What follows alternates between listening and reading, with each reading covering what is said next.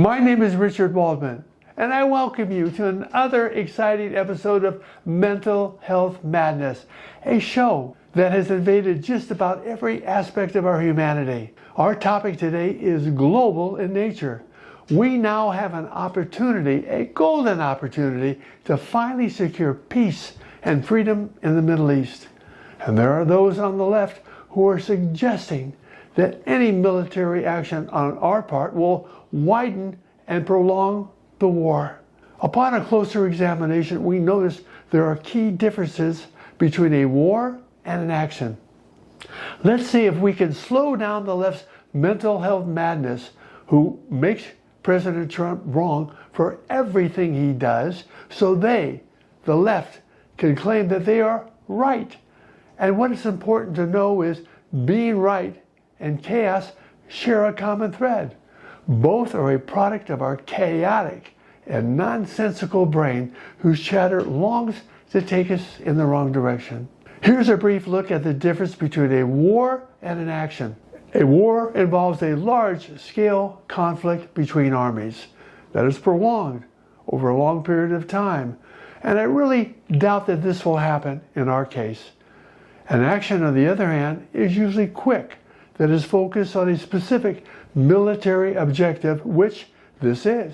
It's important to note that we here in the U.S. are and have been and will probably continue to be subjected to a radical left mindset that shares common ground with the radicals in Iran that want only one thing: power. Power to control everyone and everything. That is the product of humanity having a brain that has the power to create on its own, which is why we suffer under the weight of hundreds of phobias and mental disorders that has resulted in us being the only life form on the planet that destroys itself. If our president was a Democrat, the radical mullahs in Iran would already have a nuclear bomb, and you would find Americans and others around the world performing an unusual act, whereby one places their hands behind their head and puts their head between their legs and kisses their ass goodbye. And here's the weird part: the left is upset because this exercise was not displayed in the military parade we just had. And the left was questioned why kissing our ass goodbye should be in the parade. And the response was, everything takes practice.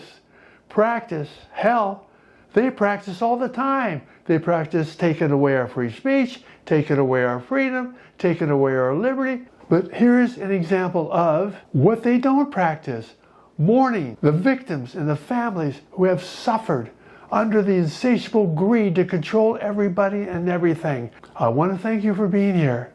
And one thing that I do encourage is taking time out to recognize there is a side of our personality that we live through that longs to take us in the wrong direction.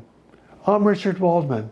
Until next time, I hope that we can collectively stay sane in order to mitigate a world that's filled with mental health madness.